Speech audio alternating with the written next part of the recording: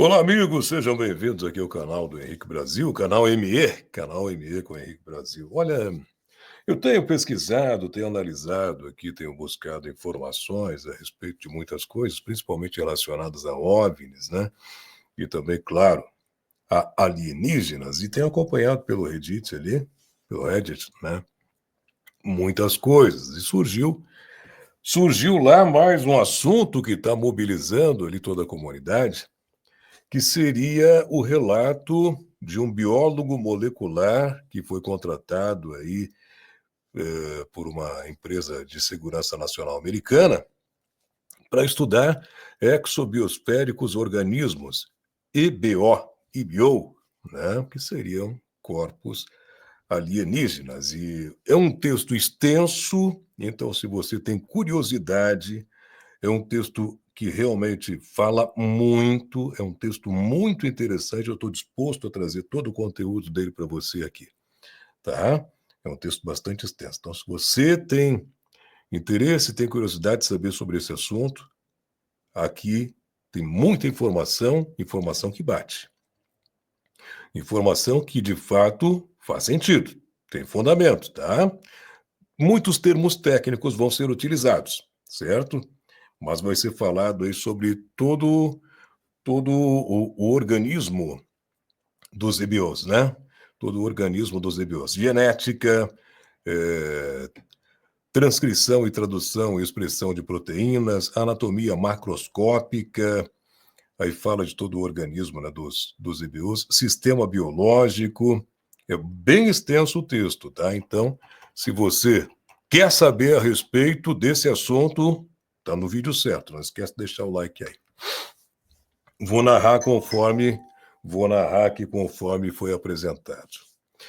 No final dos anos 2000 até meados dos anos 2010, trabalhei como biólogo molecular para o contratante de segurança nacional em um programa para estudar exobiosféricos organismos, EBO. Vou compartilhar com vocês muitas informações sobre esse assunto. Sinta-se à vontade para fazer perguntas ou pedir esclarecimentos. Essa foi a postagem desse biólogo aí, né? Como eu traduzi simplesmente do inglês para o português, pode ter alguma frase, alguma colocação que não fique exatamente no sentido adequado, mas aí eu peço que você tenha um pouquinho de paciência e compreensão aí, atenção aos detalhes para transcrever do melhor modo para sua compreensão, tá? Ele comentou aqui que parece que todos os comentários dele estavam sendo deletados, né? E diz que no final iria postar as respostas. E ele começa. No final dos anos 2000 até meados de 2010, trabalhei como biólogo molecular para um contratante de segurança nacional em um programa para estudar exobiosféricos organismos, os EBO, traduzindo aqui para o nosso português, alienígenas, corpos não humanos. O objetivo do programa era elucidar a base do genoma e do proteoma desses organismos, embora o estudo de OBSIS esteja acontecendo já há décadas em outros programas. As novas tecnologias de sequenciamento de DNA de alto rendimento do final dos anos 90 desbloquearam a pesquisa estagnada nessa área.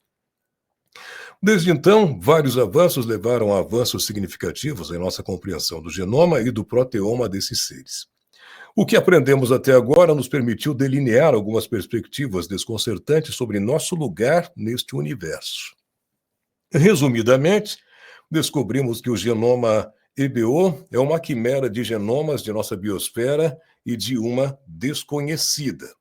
Eles são organismos artificiais efêmeros e descartáveis, né? Organismos artificiais efêmeros e descartáveis, criados para um propósito que ainda nos escapa parcialmente.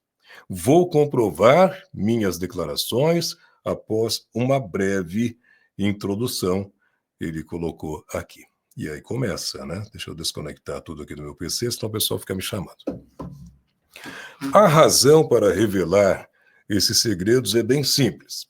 Acredito que todo ser humano tem o direito de saber a verdade e que, para progredir, a humanidade precisa se desfazer de certas instituições e organizações que provavelmente não sobreviverão a essas revelações que estão acontecendo a médio e longo prazo.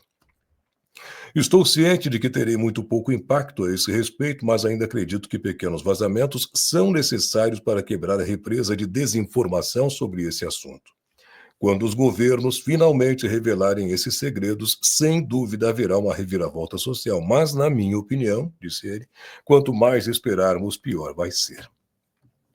Escolho divulgar então o que sei anonimamente, por egoísmo, para o bem-estar meu e da minha família. Estou ciente de que isso diminui o alcance e a credibilidade da minha mensagem, mas é o mais longe que eu estou disposto a ir. Escolhi este fórum porque ele oferece um bom compromisso entre anonimato e popularidade, que é o Redis, né? Para proteger meu anonimato, serei propositalmente vago ou mesmo contraditório sobre qualquer informação que possa me identificar, seja data, educação, função e etc.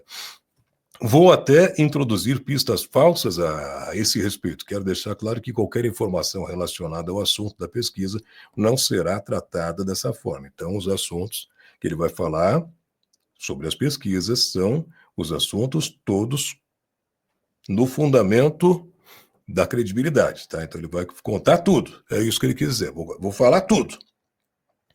Antes de prosseguir, me desculpe se você achar difícil entender o que eu estou explicando. Algumas partes do meu texto são muito técnicas. É difícil encontrar o equilíbrio certo entre a popularização, o popular e a explicação científica. Vou continuar falando sobre mim. Qual é o sentido de falar sobre mim sabendo que a informação será necessariamente enganosa? Ele questionou. Nenhum, né? Eu simplesmente quero apresentar uma perspectiva sobre o tipo de pessoas que trabalham lá, cientistas normais. Eu tenho um PhD em biologia molecular. Eu não procurei ativamente fazer parte deste programa, mas foi um golpe de sorte que me apresentou a um dos cientistas sêniores. Conheci essa pessoa numa conferência onde eu estava apresentando um pôster sobre a minha pesquisa de PhD. E quando penso nisso, não acredito que ele tenha ficado impressionado com o que eu estava apresentando, porque era francamente um projeto que não estava indo a lugar algum.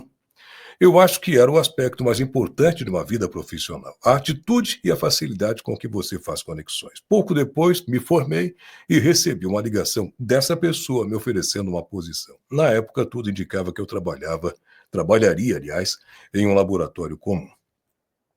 Ele conta que fez uma série de 3 entrevistas, cada vez mais suspeitas, cada uma em um local diferente, onde a formação e o conhecimento científico dele se tornaram cada vez menos relevantes.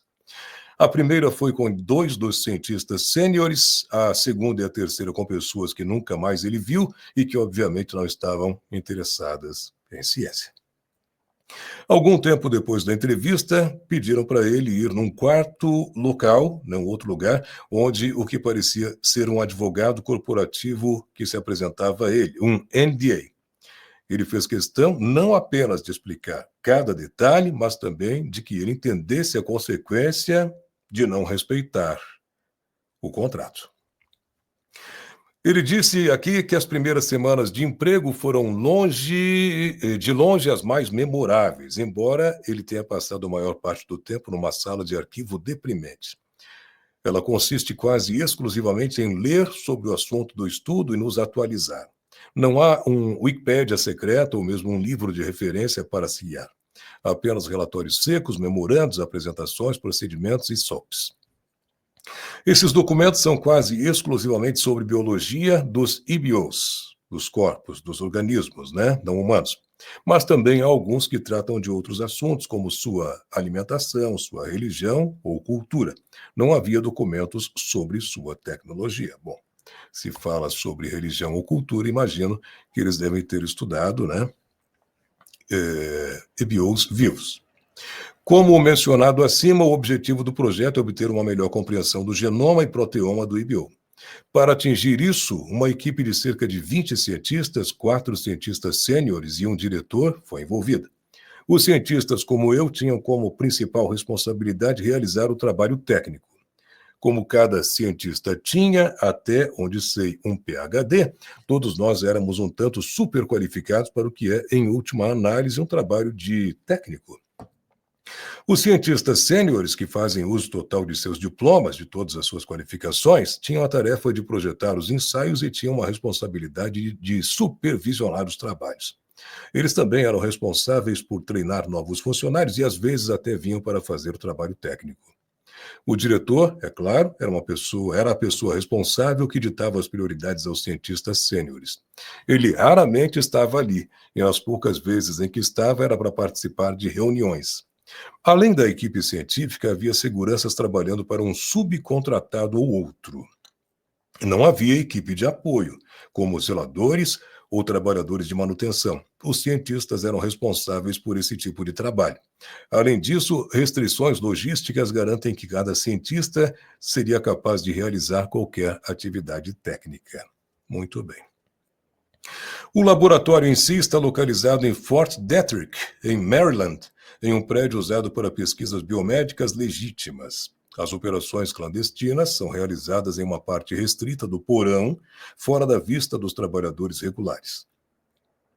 Ao contrário do que se pode imaginar, o nível de biossegurança não é máximo para esse tipo de pesquisa. De fato, o laboratório que contém amostras de EBO ou culturas de células derivadas é BSL-3. Deve ser um nível de segurança, né? Enquanto o laboratório onde os ensaios são conduzidos é apenas BSL-2. A área BSL-3 da instalação inclui uma sala de congeladores e um laboratório de cultura de células e só é acessível por uma antecâmara da seção BSL-2. As carcaças de IBO são preservadas em congeladores horizontais a uma temperatura nominal de 80 graus negativos. Para maximizar a preservação dessas carcaças, elas são preservadas em sacos a vácuo e o ar na sala é controlado para minimizar a umidade. Existem apenas 4 corpos e nenhum deles está completo. Aí ele faz um comentário. É óbvio que essas criaturas morreram como resultado de um grande trauma, de um grande impacto, né? Nunca testemunhei uma fatalidade em acidente de moto, ele disse, mas provavelmente se parece com um, onde os corpos realmente ficam mutilados, né? É reconhecido que há mais carcaças de EBOs em outros locais. O laboratório de cultura de células, como o próprio nome sugere, é onde as linhagens celulares derivadas de EBOs são cultivadas e atividades relacionadas são realizadas. Falarei mais detalhadamente sobre essas linhagens celulares específicas mais tarde. A parte BSL-2 é usada principalmente para ensaios, imunohistoquímica, engenharia genética, imunocitoquímica, armazenamento e etc. Há laboratórios, há todas as comodidades que você pode encontrar também em um escritório. Observe que o acesso à internet é limitado a funcionários sêniores e acima. Há, no entanto, uma intranet para necessidades de bioinformática. Sobre o assunto da biologia desses seres, começarei discutindo genética, depois sua anatomia bruta e, finalmente, seus sistemas biológicos. Para fins de clareza, as informações que forneço aqui são uma agregação do que observei e do que li. Farei muitas comparações com a anatomia humana, porque é a referência mais lógica que temos. E aí ele começa a falar mais tecnicamente a respeito, né? E começa pela parte da genética.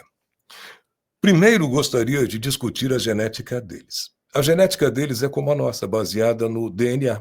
Esse fato foi muito intrigante para mim quando aprendi sobre isso pela primeira vez. Imaginamos que seres de uma biosfera alternativa teriam genética baseada em um sistema bioquímico completamente estranho, e surpreendentemente esse não é o caso. Várias conclusões podem ser tiradas dessa revelação surpreendente. A que imediatamente vem à mente é que nossa biosfera e a deles compartilham uma ancestralidade comum. Eles são eucariotos, o que significa que suas células têm núcleos contendo material genético, o que sugere que sua biosfera teria sido separada da nossa algum tempo depois do surgimento desse tipo de organismo. O termo exobiosférico organismo é, na verdade, um nome impróprio, mas como é um termo histórico, ainda é usado. Sua genética não é apenas baseada no mesmo sistema genético, mas também é compatível com a nossa própria maquinaria celular. Isso significa que você pode pegar um gene humano e inseri-lo em uma célula EBO. E esse gene será traduzido em proteína. E isso, é claro, funciona ao contrário com um gene humano inserido em uma célula EBO. Existem diferenças importantes em modificações pós-traducionais que tornarão a proteína final não funcional, mas discutirei isso mais tarde. O genoma deles consiste em 16 cromossomos circulares. Você provavelmente está familiarizado com o conceito de região intergênica ou DNA lixo. Essas são basicamente sequências de DNA que não codificam proteínas. São resíduos evolutivos transpósons, genes inativados e assim por diante. Para lhe dar uma ideia, em humanos, regiões intergênicas representam aproximadamente 99% do nosso genoma. E estou ciente de que essas sequências não são completamente inúteis. Elas podem ser usadas como âncoras de histona, como tampões para proteger o DNA codificador da radiação, ou mesmo como quadros de leitura abertos alternativos, mas isso também é bastante periférico. O que é particularmente impressionante sobre o genoma EBO é a uniformidade dessas regiões intergênicas. Vemos as mesmas sequências repetidas em todos os lugares e a distância em PB entre os genes é virtualmente a mesma em todo o genoma. O resultado é um genoma minimalista e altamente condensado. Na verdade, é muito menor que o nosso. Além disso, a quantidade de genes codificadores de proteínas é significativamente menor que a nossa, provavelmente devido ao refinamento genético, mas também a processos biológicos que estão ausentes no EBO. A uniformidade dessas sequências é uma indicação importante da artificialidade desses seres. Não há organismo complexo na Terra que tenha tanta elegância em suas sequências. Não há pressão evolutiva que possa levar a esse tipo de característica além da engenharia genética. Falando em engenharia genética, após o sequenciamento de seus genomas, notamos uma característica universal e preocupante nos 5. Aí tem uma apóstrofe, né? Eu não vou saber aqui qual é a pronúncia correta, mas no 5º da sequência reguladora de cada gene que chamamos de região tripalindrômica. O TPR são sequências de 134 PB, contendo, como o nome sugere, 3 palíndromos.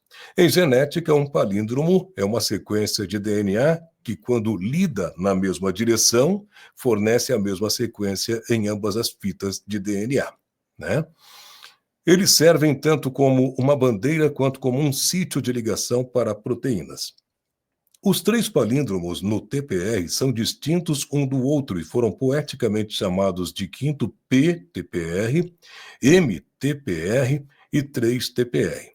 O TPR é composto na ordem quinta a terceira, vou entender assim. De quinta PTPR, espaçador de 12 PB, endereço cromossômico, espaçador de 12 PB MTPR, espaçador de 12 PB, endereço do gene, espaçador de 12 PB e 3 TPR, apresentando então a formatação. O endereço cromossômico é composto de 4 PB e é idêntico em cada TPR do mesmo cromossomo, mas distinto entre cada um dos 16 cromossomos do genoma. O endereço do gene é uma sequência de 64 PB, que é única para cada gene em todo o genoma. Portanto, é compreensível que o TPR sirva como um endereço único não apenas para identificar numericamente um gene, mas também para identificar sua localização cromossômica. Para aqueles com apenas um conhecimento básico de genética, isso é completamente inédito. Nenhum ser vivo em nossa biosfera tem esse tipo de endereço preciso em seu genoma.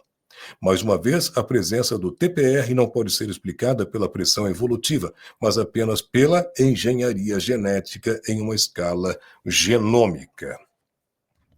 TPR abre a porta para várias possibilidades. Uma delas sugere que os geneticistas EBO podem inserir ou remover um gene de uma célula de uma forma muito mais direcionada e eficiente do que a nossa tecnologia permite.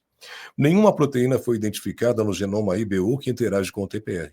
Em vez disso, acreditamos que essas proteínas são direcionadas exclusivamente por ferramentas externas de engenharia genética, provavelmente usadas no estágio zigótico do desenvolvimento embrionário. A natureza dessas ferramentas não é clara, mas definitivamente não temos nada parecido com elas. A provável ausência dessas proteínas do genoma é uma indicação adicional de sua artificialidade. Dada a alta probabilidade de artificialidade de seu genoma e a aparente facilidade de modificá-lo com ferramentas biomoleculares, não está fora de questão que possa haver poliformismo entre indivíduos dependendo de seu papel e função. Em outras palavras, um indivíduo pode ser geneticamente projetado para ter características que lhe dão uma vantagem na execução de uma determinada tarefa, como formigas soldado e formigas operárias em um formigueiro. Observe que essas declarações anteriores são especulações. Até onde sei, apenas um genoma individual foi sequenciado. Não posso fazer uma afirmação definitiva sobre a variação genética entre indivíduos. Já falei muito sobre regiões intergênicas, agora vou discutir brevemente sequências intragênicas. Resumidamente, porque não há muito menos a dizer, apesar de sua importância óbvia. Assim como os nossos, seus genes têm silenciadores, intensificadores, promotores, 5-TRs, exons, introns, 3-OTRs, etc. Existem muitos genes análogos aos nossos, o que não é surpreendente, dada a compatibilidade de nossa maquinaria celular. O que é perturbador é que alguns genes correspondem diretamente nucleotídeo por nucleotídeo com genes humanos conhecidos ou mesmo alguns genes de animais. Para esses genes, não parece haver nenhum refinamento artificial, mas sim uma cópia e colagem grosseira.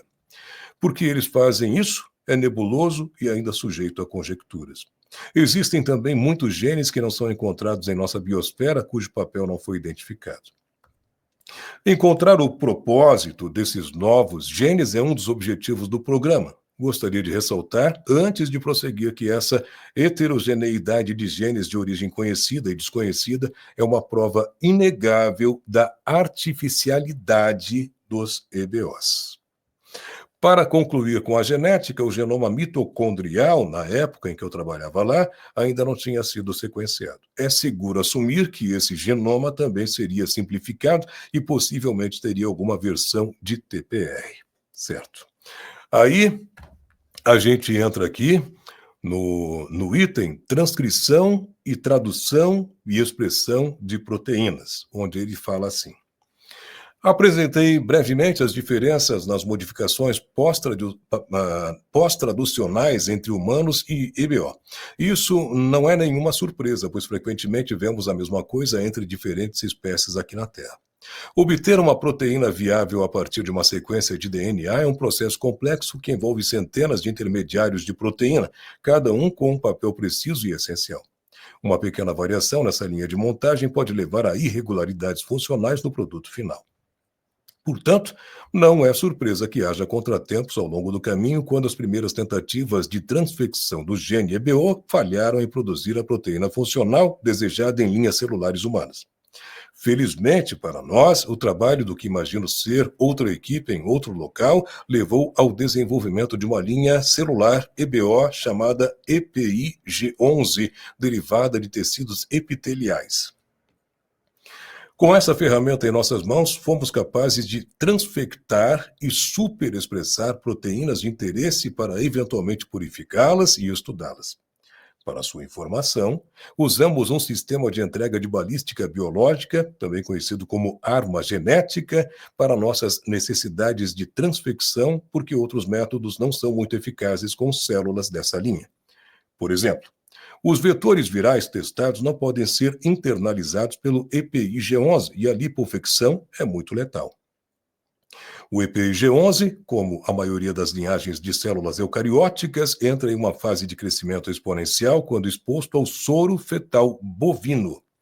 É apenas meio surpreendente que uma linhagem celular de uma fonte tão exótica seja sensível aos fatores de crescimento presentes no FBS. Na minha opinião, isso pode ser explicado pela adição de genes animais ao genoma, como receptores de crescimento. Agora a gente passa para anatomia macroscópica. Segura aí que daqui a pouquinho eu vou estar falando do organismo desses seres. Tudo explicadinho. Tudo nos mínimos detalhes. Tá? Segura aí. O texto é longo, mas o conteúdo é muito interessante. Anatomia macroscópica. Eles são morfologicamente muito semelhantes aos alienígenas cinzas, os greys, que fazem parte do folclore moderno. Sua altura é de cerca de 1,5 m, eles têm 2 braços, 2 pernas e uma cabeça. Ainda assim, há algumas diferenças notáveis. Pele. A pele cinza, que é frequentemente descrita no folclore, é, na verdade, uma película biosintética que provavelmente serve para proteger o EBO de um ambiente hostil. Ela não fornece proteção efetiva contra mudanças de temperatura, mas oferece proteção adequada contra a passagem de líquidos. É possível que essa película confira outras vantagens, mas meu conhecimento sobre o assunto aí é limitado. Sob a película cinza, a epiderme é bastante branca e a textura é muito regular e sem nenhum pelo. Não vemos nenhum defeito além das dobras perto das articulações. É descrito como oleoso em um relatório, mas isso não é algo que eu tenha observado. O mesmo relatório afirma que um cheiro forte e persistente de cabelo queimado e amônia está presente quando a película é removida. Existem muitos poros na pele, cruzando da epiderme para uma glândula na hipoderme. Essas glândulas e poros são a parte terminal do sistema excretor sudorífero, o que pode explicar o cheiro mencionado anteriormente. Curiosamente, é o mesmo cheiro que foi falado, né, daquele ET, daquele ser que foi encontrado em Varginha. Ficou aquele cheiro por ali, né, de amônia e tal, naquela região onde o bicho estava por ali, lá naquele terreno, né? E ficou um bom tempo o cheiro por ali. Se falando da cabeça, a cabeça contém 2 olhos grandes e superdimensionados, 2 narinas sem protuberância, uma boca estreita sem lábios e 2 canais auditivos sem aurículas. Há uma mandíbula, mas a musculatura é vestigial. Não há dentes ou língua na cavidade oral. A cavidade nasal, onde as narinas se encontram, é compacta e não sobe cranialmente, mas se estende axialmente. Parece não haver equivalente ao bulbo olfatório na cavidade nasal. A boca leva diretamente ao esôfago e a cavidade nasal à traqueia. A traqueia e o esôfago não se comunicam. Olhos. Assim como a pele, os olhos são cobertos por uma película biosintética semitransparente que oferece a mesma proteção ambiental, ao mesmo tempo que fornece proteção contra certos comprimentos de onda e intensidade de luz. Quando a película é removida, um olho mais tradicional é revelado. É cerca de 3 vezes maior que um olho humano e não há pálpebras. O tamanho dos olhos sugere que eles têm excelente visão noturna. Parece paradoxal cobri-los com uma película semi-opaca. Talvez eles só precisem usá-la em um ambiente claro. Sua esclera é da mesma cor da pele, a íris é cinza claro e a pupila é preta e grande. A lente é mais redonda que a de um humano e a musculatura usada para ajustar o foco é mais desenvolvida. Na retina, há pelo menos 6 tipos de células cone.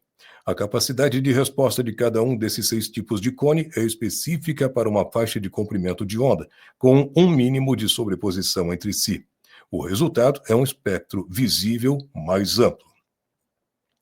Se falando agora do ouvido, como mencionado, o ouvido externo não tem aurícula e o canal auditivo não tem nada de especial. O ouvido interno tem todas as características de um sistema vestibular e coclear típico, embora a curvatura da cóclea seja mais pronunciada do que a de um humano. Isso provavelmente resulta em maior acuidade auditiva para frequências baixas.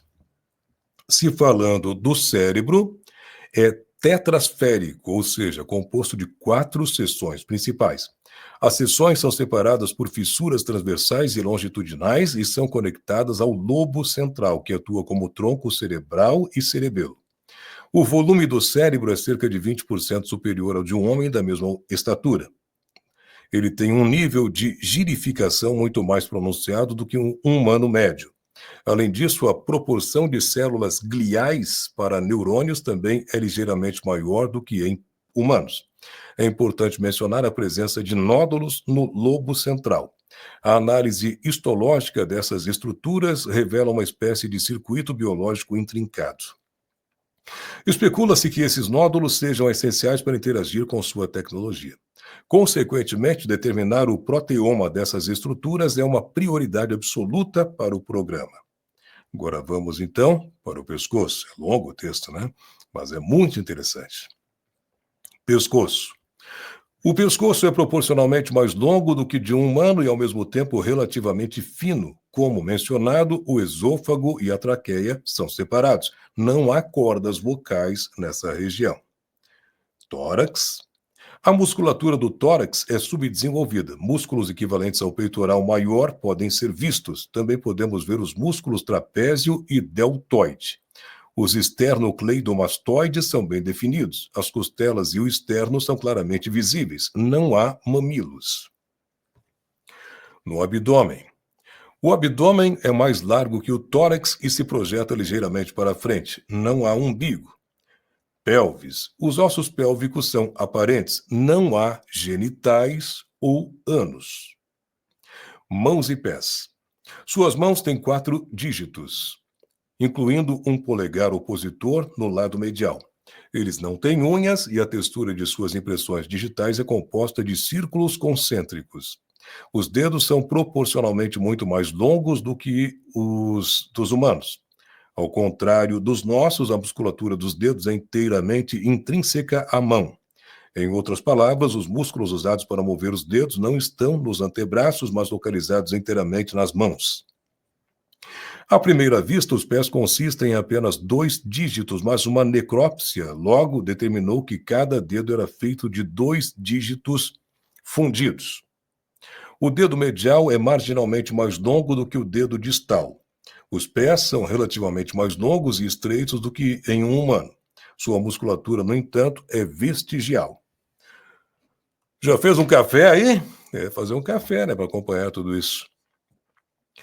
O endoesqueleto do EBO é muito semelhante ao nosso, pelo menos em termos de composição. Há colágeno, hidroxiapatita, mas também cristais de óxido de cobre, onde a medula normalmente seria encontrada. O papel desses cristais não foi estabelecido, mas não é uma condição cristalopática. As células sanguíneas da linhagem mieloide, ou o equivalente para essas criaturas, portanto, amadurecem em um local diferente do que em humanos, ou seja, no órgão semelhante ao timo. Uma seção transversal do osso revela ósteon e osteocitos. Parece haver poucos osteoblastos e nenhum osteoclasto. Isso indica que os ossos não estão mais crescendo e não podem absorver os minerais presentes ou se adaptar mecanicamente a mudanças na postura, certo? Aí vem a parte aqui que fala do sistema biológico. Sistema respiratório, sistema circulatório, né? Fala sobre o sangue deles também. Vamos seguir? Tá interessante demais, né? Não esquece de deixar o like aí depois, tá? Sistema respiratório. Sua respiração celular é equivalente à nossa, ou seja, eles precisam oxidar componentes orgânicos para produzir energia. Seus pulmões não têm ação recíproca, mas sim um fluxo unidirecional de ar, semelhante ao observado em pássaros, que é mais eficiente que o nosso. Especula-se que isso seja em resposta às necessidades metabólicas elevadas do cérebro. A vocalização é produzida pela vibração da membrana da parede na junção entre os 2 sacos aéreos. Cordas vocais, então, eles não têm, né? O sistema circulatório dos EBOs é bastante análogo ao nosso. O coração está localizado no mediastano, mas em uma posição mais medial, diretamente abaixo do externo. O coração tem 2 ventrículos e 2 átrios. Há uma aorta, uma veia pulmonar, uma artéria pulmonar e uma veia cava. O sangue que flui para os capilares pulmonares através da artéria pulmonar é bombeado contra o fluxo de ar, maximizando a eficiência da troca gasosa. A barreira gasosa do sangue é relativamente estreita nesses capilares, pelo menos em comparação com um humano. Então, o sangue rico em oxigênio é devolvido ao coração e então expelido para a aorta e o resto do corpo. Antes de retornar ao coração, o sangue passará pelo órgão hepato-renal, que, entre outras coisas, filtra e controla a pressão osmótica do sangue.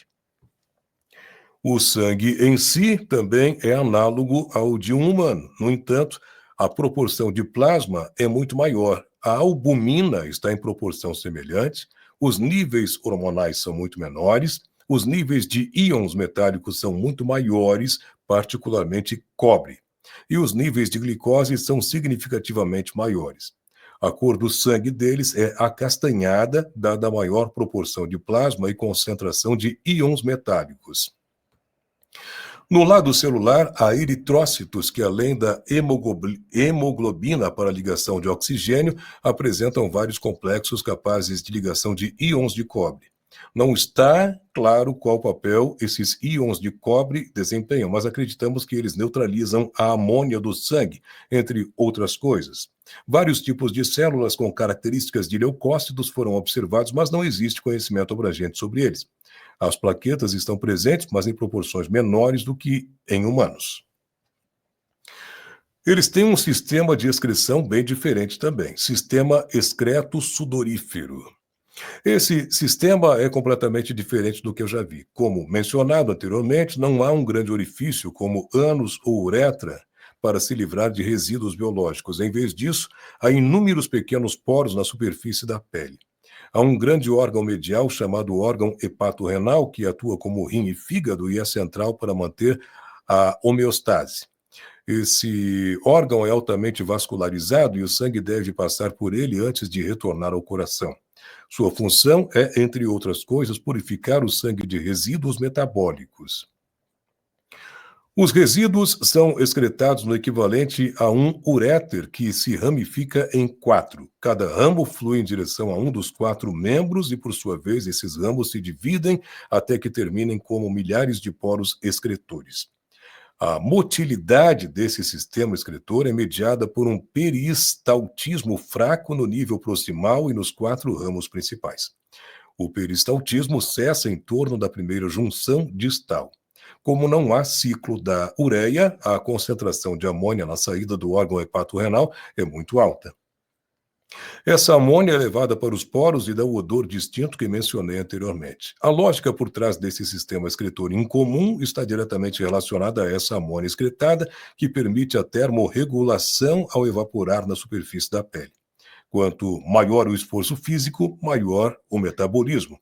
Isso, por sua vez, leva a um aumento na temperatura e a um aumento correspondente no desperdício metabólico via catabolismo de aminoácidos. Isso leva a um aumento na filtração e excreção de amônia, o que, numa última análise, reduz a temperatura corporal. Sistema digestivo. Sistema digestivo. O que será que comem, né? O sistema digestivo é extremamente subdesenvolvido. Não há estômago no sentido familiar que a gente conhece. No entanto, há um pseudo-estômago localizado na transição entre as cavidades torácica e abdominal. Este órgão não está envolvido na digestão, mas serve apenas como um reservatório. Um esfíncter controla o fluxo de alimentos para o intestino. O intestino é limitado ao equivalente ao nosso intestino delgado, ou seja, serve apenas para absorver líquidos e nutrientes e atua como o principal local de digestão. Ele tem vilosidades e microvilosidades como as nossas. O intestino termina no órgão hepatorrenal, onde a matéria não digerida é transportada para o uréter e sistema excretor. Os resíduos são dissolvidos na amônia dos resíduos metabólicos para excreção. Há um órgão próximo ao esfíncter pseudoestomacal que secreta enzimas digestivas diretamente no intestino. Este órgão é inspiracionalmente chamado de órgão digestivo. Ele secreta principalmente enzimas proteolíticas e hidrolases de glicosídeo.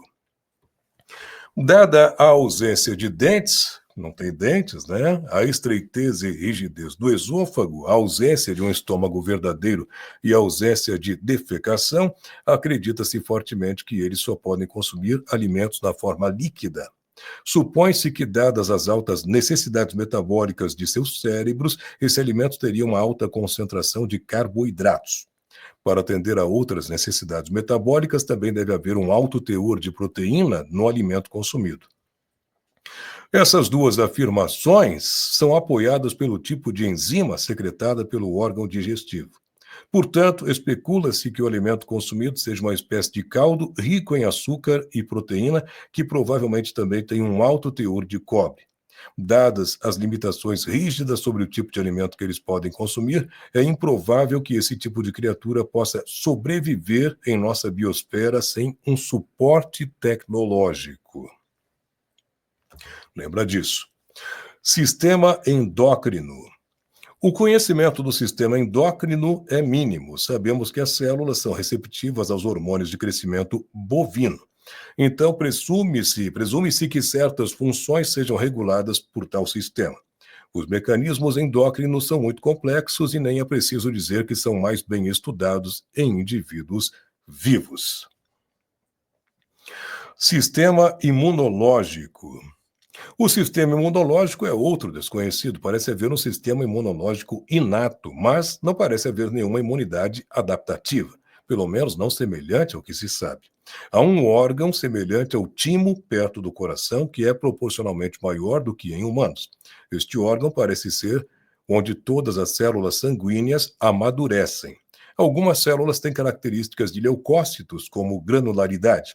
As células imunes que germinam aqui têm uma alta concentração de cobre.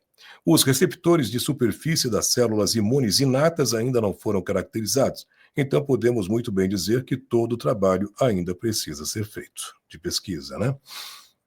Se falando no sistema nervoso, também é relativamente similar. A medula espinhal começa na base do lobo central do cérebro e se propaga pela coluna vertebral. Nas vértebras, há gânglios feitos de neurônios aferentes e eferentes. Em suma, além do SNC, não há nada fora do comum. Já estamos quase chegando no final, tá? Sistema músculo-esquelético. É muito comum, embora subdesenvolvido. A maioria dos músculos esqueléticos humanos tem um equivalente. Apenas as mãos, os pés e os antebraços são diferentes. Deve-se notar que a proporção de fibras musculares do tipo 1 e do tipo 2 é diferente daquela de uma pessoa. De fato, o tipo 1 supera o tipo 2 em cerca de um fator de 10. Sistema artificial. Especulamos que máquinas moleculares artificiais podem estar presentes no corpo e que o cobre, se presente, seria essencial para sua função ou montagem.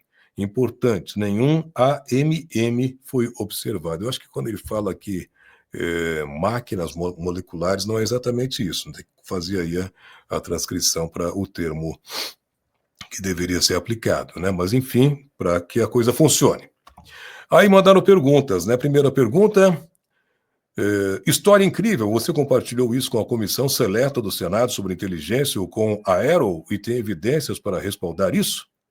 Aí o cara respondeu, obrigado, não fiz e não farei, parece uma armadilha para mim. Não colocarei minha vida nas mãos de políticos, não tenho nenhuma prova além desta mensagem. Sei que não é muito, mas é o que estou preparado para oferecer. Pergunta 2. Bem, essa foi uma leitura, então eles seriam como abelhas operárias bioengenheiradas? Algum componente alimentar que não seja essencial para o nosso bioma? O cara respondeu, sim, sabendo que são descartáveis, incapazes de viver independentemente sem suporte tecnológico e que são efêmeros, a única hipótese adequada é que eles estão vivos apenas para cumprir alguma tarefa. Você pode esclarecer sua pergunta sobre componentes elementares? Ele respondeu para o cara, né? Pergunta 3 que foi enviada para ele colocou aqui. Não li tudo em detalhes, mas você pode explicar melhor o documento sobre a religião deles? Aí o cara respondeu aqui. Os EBOs acreditam que a alma não é uma extensão do indivíduo, mas sim uma característica fundamental da natureza que se expressa como um campo não muito diferente da gravidade. Na presença de vida, esse campo adquire complexidade, resultando em entropia negativa, se isso faz sentido. Esse ganho em complexidade está diretamente correlacionado com a concentração de organismos vivos em um determinado local. Com o tempo e com as condições certas, a vida, por sua vez, se torna mais complexa até o surgimento da vida senciente. Após atingir esse limiar, o campo começa a se expressar por meio de seres sencientes, formando o que chamamos de alma. Por meio de suas experiências de vida, os seres sencientes, por sua vez, influenciarão o campo em uma espécie de ciclo de feedback positivo. Isso, por sua vez, acelera ainda mais a complexidade do campo. Eventualmente, quando o campo atingir uma massa crítica, haverá uma espécie de apoteose. Não está claro o que isso significa em termos práticos, mas essa busca pela apoteose parece ser a principal motivação desses EBOs, desses seres. O autor do documento adicionou suas reflexões e interpretações como um apêndice. Ele especificou que, para eles, o campo da alma não é uma crença, mas uma verdade óbvia. Ele também argumenta que a alma perde sua individualidade após a morte, mas que a memória e a experiência persistem como parte do campo.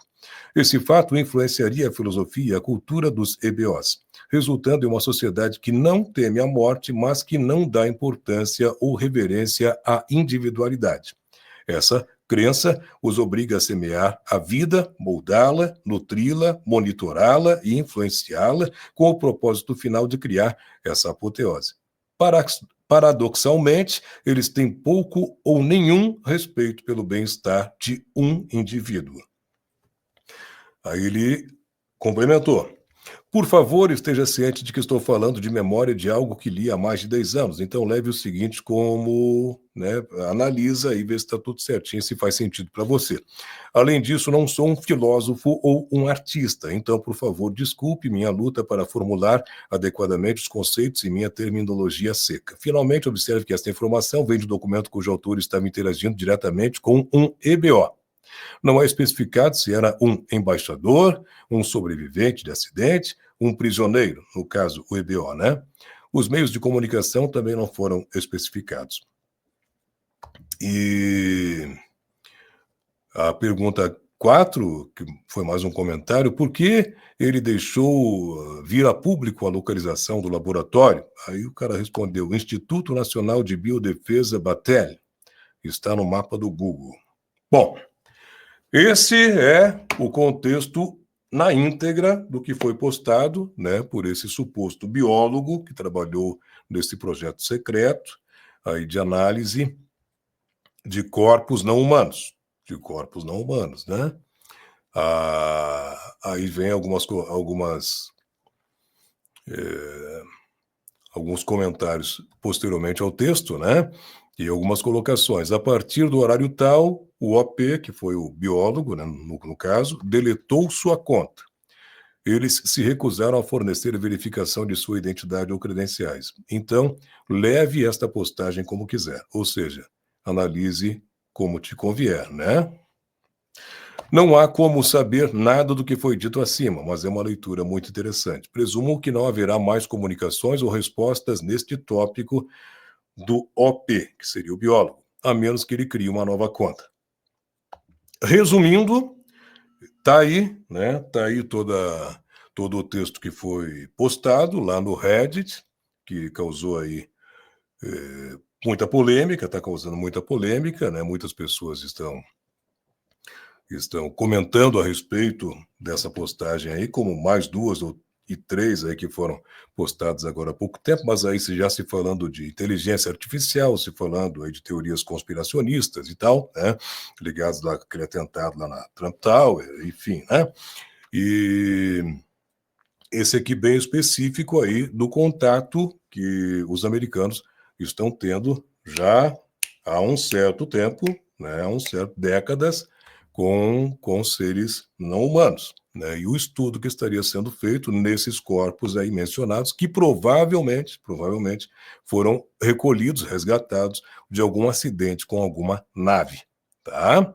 Então, esse é o conteúdo que eu tenho para você hoje. Você viu que foi um esforço tremendo para trazer tudo isso aí para você. Então, não esquece de deixar o teu likezinho, te inscrever no canal, clicar no sininho de notificações. Aqui tem mais alguns comentários que eu achei relevantes, achei interessante. Um deles comentou aqui. Então, eles são abelhas operárias, sem órgãos sexuais, significa que eles não podem reproduzir e que não teriam bebês que se revoltassem. Eles devem ser criados em um ambiente estéril, seguro, como uma estação espacial ou talvez um laboratório no fundo do oceano. Faz algum sentido, né? Eu ainda não entendi qual seria exatamente a missão deles, né? O outro respondeu a esse comentário, né? Na minha opinião, acho que os EBOs na Terra são apenas inteligência artificial biológica. Acho que seu povo, em seu mundo natal, teria uma aparência muito diferente e teria genitália para a reprodução. As abelhas operárias na Terra são impressas autonomamente a partir de uma sonda em algum lugar do planeta que nos observa há muito tempo e acordou. tornou-se muito mais ativa quando atingimos o marco da fissão nuclear. Basicamente, acho que eles começaram, esses trabalhadores, a partir de seu próprio DNA e o misturaram com o DNA da vida terrestre para que pudessem sobreviver facilmente aqui. Os trabalhadores provavelmente são implantados com uma consciência semelhante à de uma mente de colmeia e são descartados quando sua missão é concluída. Talvez eles também assumam uma forma semelhante à de um primata, porque os verdadeiros NHIs, hospedeiros, prefeririam que nós nos acostumássemos à ideia do que é um alienígena sem simplesmente nos jogar algo que parece completamente diferente de qualquer plano corporal na Terra. Bom, tem sentido, faz algum sentido, né? Aí eu já me recordo de uma outra postagem anônima também aqui do Reddit, onde um engenheiro que trabalhava com engenharia reversa, segundo ele, estaria com câncer no fígado em estágio terminal, você deve lembrar, você que acompanha também aí, né? Ele falou que as naves que circulam pelo planeta, todas elas são criadas em uma base no fundo do oceano. E elas são criadas da seguinte forma: tem uma missão a ser feita. Cria-se uma navezinha para aquele propósito, um drone, algo nesse sentido, é criado e é enviado para fazer aquela tarefa. Ele vai, faz a missão, retorna, ao que tudo indica, essa nave-mãe, essa nave-fábrica estaria no fundo do oceano. Nesse caso, desse relato do engenheiro, ele citou ali na região do Triângulo das Bermudas, que existe uma enorme nave-fábrica, nave-mãe ali. O drone vai, vamos chamar de drone, Orb. Né? O Orb vai, faz a missão, volta, ele já concluiu a missão dele, ele é desmontado, com o calor que nós humanos não temos condições nem na nossa fábrica mais potente, na nossa caldeira mais potente de ter aí esse nível de temperatura, ele é desmanchado e posteriormente é reutilizado para fazer uma nova missão, onde é criado um novo objeto, um novo óleo, um novo drone, uma nova nave, enfim, né? Então, particularmente se você vai fazer um comparativo, né? Como eles criam orbes, e, enfim, eles podem também estar criando aí seres, né? Até como foi mencionado aqui, de inteligência artificial biológica. Por que não? Se não tem órgãos reprodutores, né, provavelmente alguma coisa nesse sentido. Então tá, meus amigos e amigas, espero ter trazido um assunto interessante para você pensar, refletir aí sobre tudo que a gente está passando nesse momento, sobre a questão dos alienígenas, sobre a questão aí de tantos avistamentos, tanta coisa estranha, fenômenos sobrenaturais acontecendo no nosso planeta.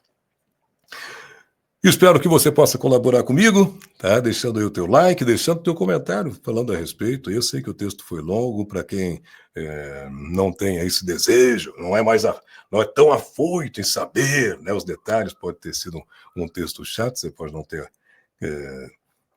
muita gente tem certeza que não vai acompanhar até o final, mas quem foi até o final com certeza chegou aí a uma conclusão, né, ou está a caminho de tirar uma conclusão a respeito de todo esse texto aí. Como foi mencionado, anônimo, né? Foi um denunciante anônimo, um biólogo, e aí, como está ali citado, né? Não se tem confirmação de nada. Mas fica para pensar, analisa. Deixa teu like aí, teu comentário, te inscreve no canal, clica no sininho de notificações e amanhã eu posto mais um vídeo.